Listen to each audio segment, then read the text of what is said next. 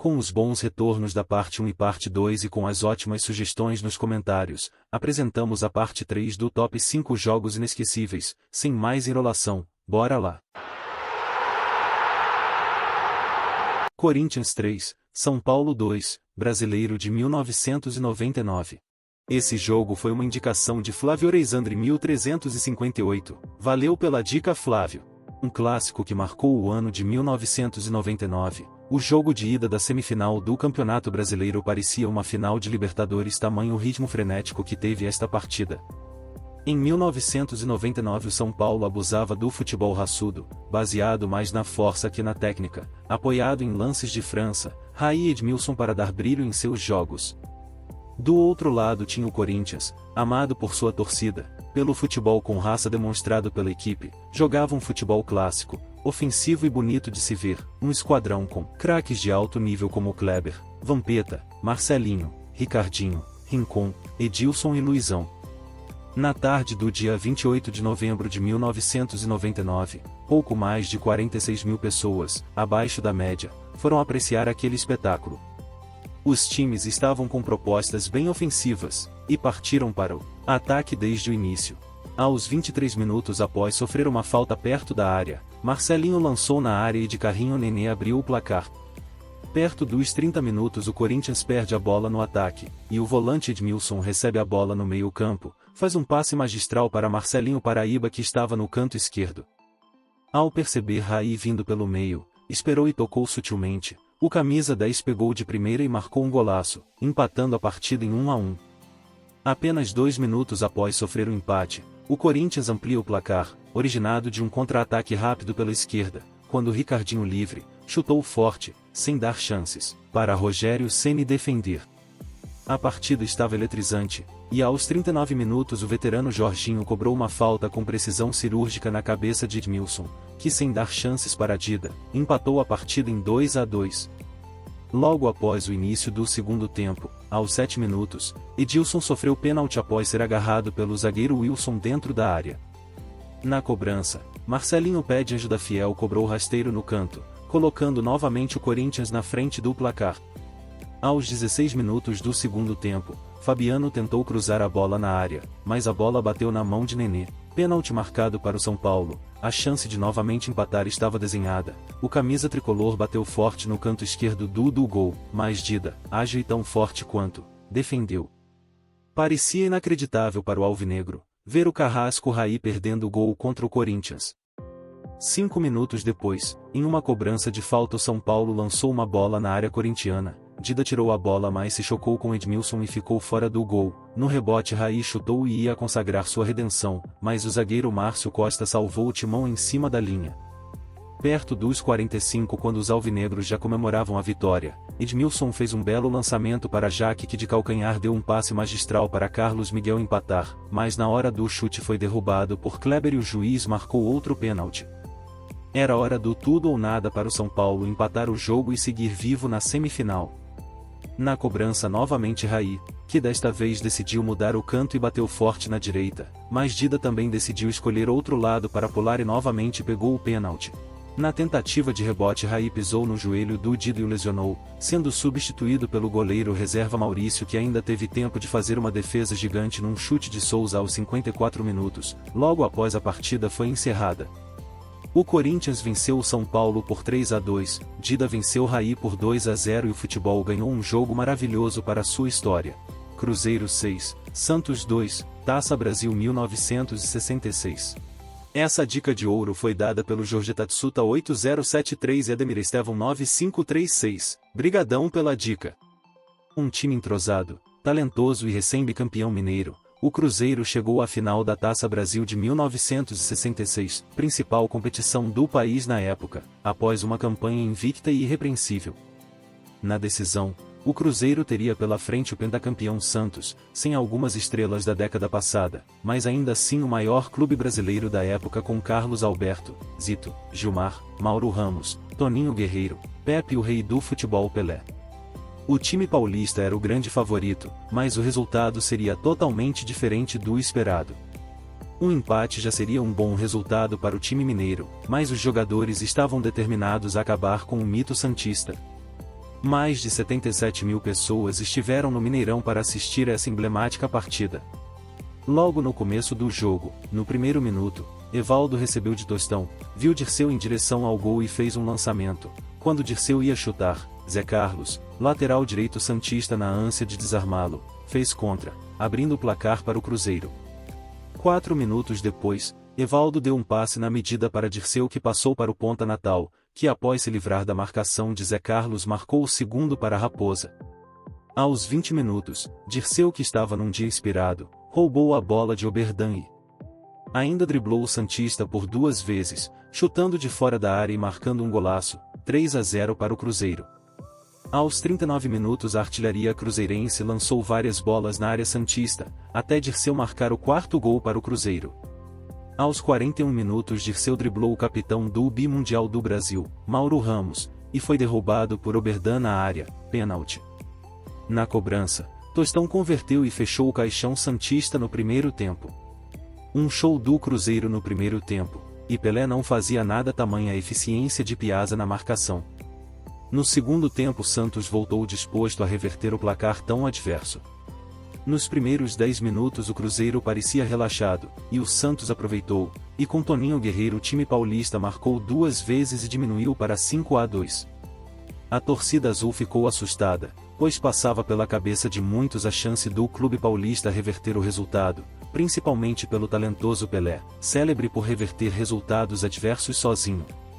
Mas o trio de ouro do Cruzeiro, Piazza, Tostão e Dirceu, não deixou isso acontecer, tomaram as rédeas da partida, e colocaram o Santos de novo na roda, e aos 27 do segundo tempo ampliaram o placar para 6-2, após Dirceu aproveitar o rebote de Gilmar no chute de Evaldo. Alguns minutos depois do 6º gol do Cruzeiro, Pelé, que não estava conseguindo fazer nada por conta da marcação de Piazza, acertou um chute no volante, gerando uma confusão, que resultou na expulsão de Pelé e do zagueiro Procópio. Após isso o jogo esfriou e os times apenas tocaram a bola exibindo talento e arte para o público presente. No apito final a história estava escrita, um jogo que ficou marcado no futebol nacional brasileiro, Cruzeiro 6-2 no temível Santos de Pelé.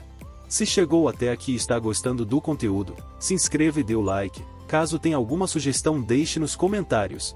Flamengo 1, Vasco 0, final carioca de 1978. Esse clássico foi uma recomendação do Gil Moraes 2102, valeu pela dica Gil. Em 3 de dezembro de 1978, aconteceu a partida que marcou a história do Flamengo. O rubro-negro conquistou o segundo turno da disputa, Taça Rio de Janeiro, sem ligação com a atual Taça Rio, esta criada em 1982 e garantiu o troféu do estadual daquele ano. Foi a conquista que abriu portas para um futuro promissor na conquista de troféus, e a chamada Geração Zico, o Campeonato Carioca de 1978.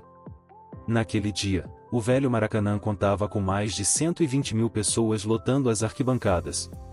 O relógio marcava 41 minutos do segundo tempo. E o placar, 0-0. Escanteio no ataque direito rubro-negro, Zico cobra no segundo pau. Rondinelli então deu um salto para a história. Saiu do chão do Maracanã, sobrevoou a zaga vascaína e cabeceou a glória. Com seus 1,76 metros, subiu mais que Abel e estufou as redes do goleiro Leão. Gol do Flamengo. O grito de dezenas de milhares de rubro-negros, a milhões pelo Brasil, não era apenas de gol. Era de libertação. Engasgado na garganta por anos. Gol. De Rondinelli. Do Flamengo. De uma geração. Palavras de Rondinelli sobre o gol do título. Abre aspas. O Dinamite fala que não, mas ele me abandona do meio do caminho. São detalhes. Tenho consciência de que dei um vacilo uns 3, 4 minutos antes da jogada com ele. O Carpegiani, que era o capitão, falou algo nesse sentido. Como é que você vai subir pro lance se você deu uma vacilada? Fica lá que você não vai resolver nada na frente. Eu pensei, estou há 2 tempos tentando evitar gol, quero ajudar a sair daqui com esse time campeão. Vou desobedecer. Eu estava com 23 anos, tentando me firmar como titular. Se eu posso ir, eu vou, pela minha intuição. E o Zico sabia da minha intuição, não à toa eu digo que ele não cruza a bola, ele alça. Ele sabia. Com ele alçando a bola, tive toda a possibilidade de cabecear firme. Nesse meio tempo, o Roberto me larga, eu vou em zigue-zague fugindo e pego ela justamente onde Zico pôs. Fui tomado por essa luz, entro em êxtase. Cara, o mundo desabou de alegria. Fecha aspas. Quando José Roberto Urá apitou o final da partida no Velho Maracá, foi iniciada a nova era no Flamengo. Portanto, o título abriu caminho para o tricampeonato carioca e o gostinho da glória para a maior geração do futebol carioca em todos os tempos.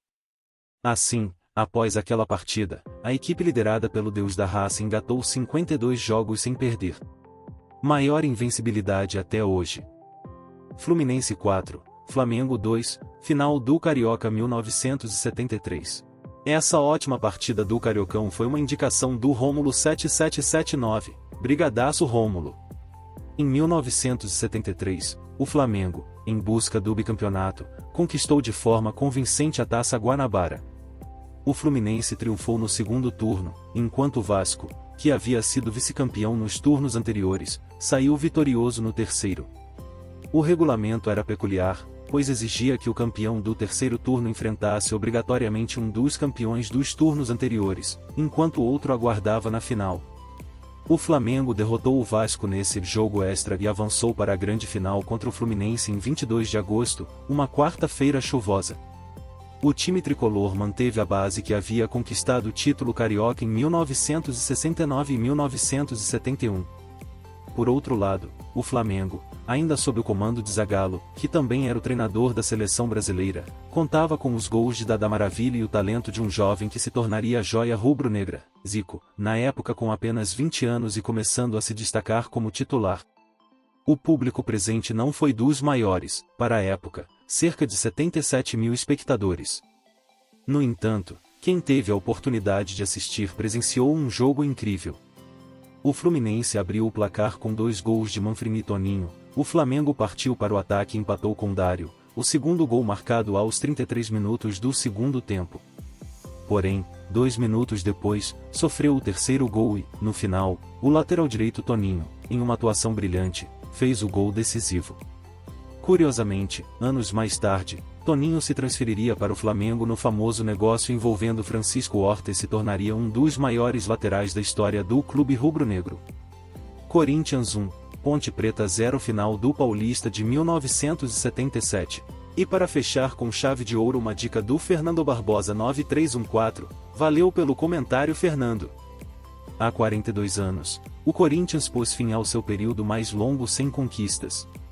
No dia 13 de outubro de 1977, mais de 86 mil adeptos compareceram ao estádio do Morumbi para testemunhar o terceiro e derradeiro encontro da final do Campeonato Paulista.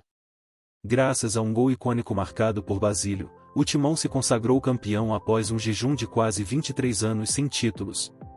No primeiro confronto da final, o Corinthians derrotou a Ponte Preta por 1-0, com um gol anotado por Palhinha. No segundo embate, a Fiel estabeleceu um recorde de público no Morumbi, com mais de 146 mil espectadores, e conseguiu marcar primeiro, graças a um gol de Vaguinho, porém, acabou sofrendo a reviravolta que levou à necessidade de um terceiro e decisivo jogo.